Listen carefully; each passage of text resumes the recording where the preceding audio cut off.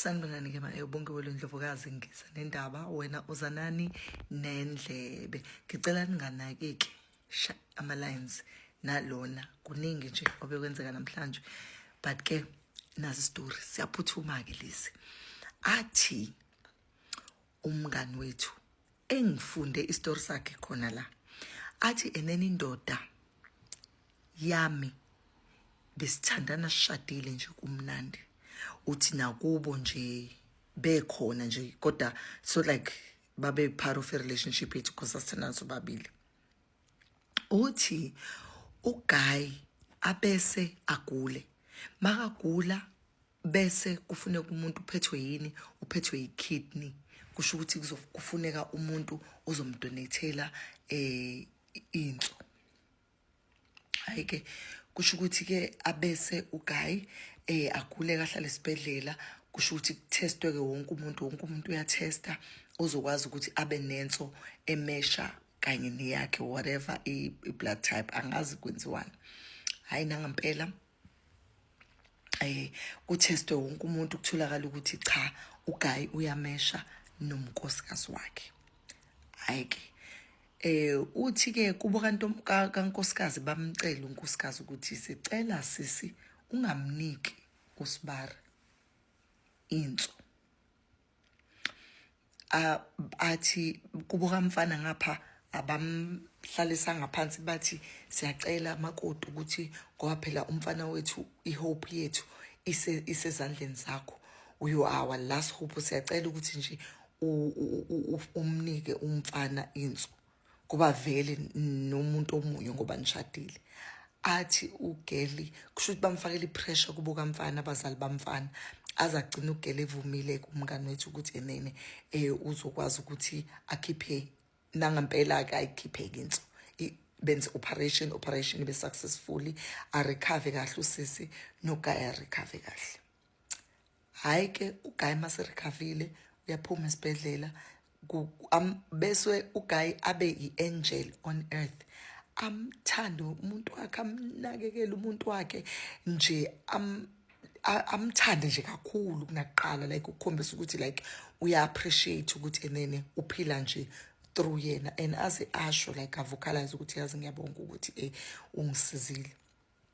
Hayi mahlayeni uGuy useyachitha mase cheat uGuy ukela mbamba ukuthi uGuy uyachitha. Ambamba ukuthi uGuy uyachitha ambuza ukuthi hawu manje wenzani uGuy nje avele nje angabi nandaba akavela chithe kakhulu angabe sabuya ngisho nasendlini usenza nje imangaliso nje ezimangalayo. Uthi abese fonela abazali ke bamfana ukuthi uyacela ukuthi bazokhuluma noGuy ngoba nje uGuy ihlupha nje iyamstressa lento and you know hawo abazali bathi asizingeni indaba zabantu ababili uthi nje abekho ngisho phakathi kwe-relationship abazami ngisho ukuthi bakhulume nengane yabo bayishaya indiva nje lento eshiwelo sisi.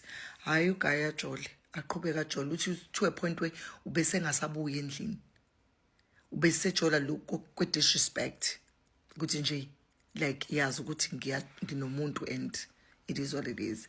How uthi umngane wethu hayi athule uthi manje ezisikhuluma nje uthi acabanga ukuthi yini azoyenza kuGuy ngoba phela manje kubhlungu manje uGuy unekidney yakhe.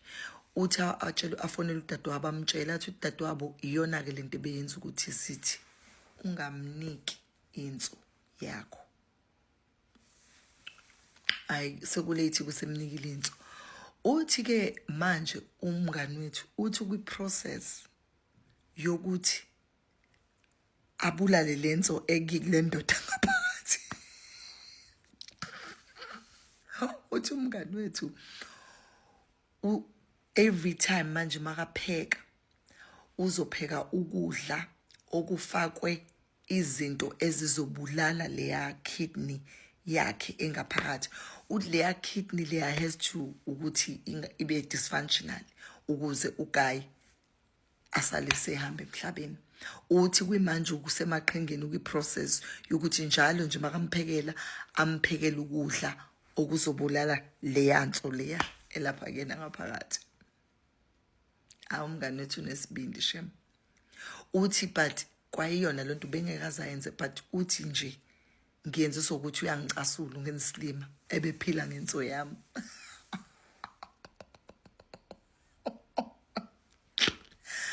Hayi wena girl, yenza sithanda some whatever. I mean, angikondoni crime Nkosi yami.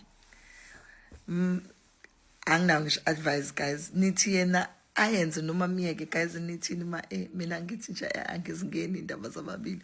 Kodwa umngani uthi vele uthi noma ngingambonisa either way uphakathi kwiprocess yokuthi ufuna ukubulala le yansi lapha ngaphakathi.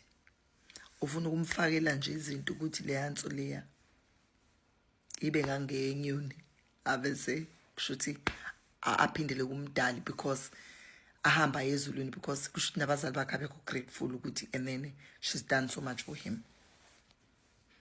Sanamhlanje story.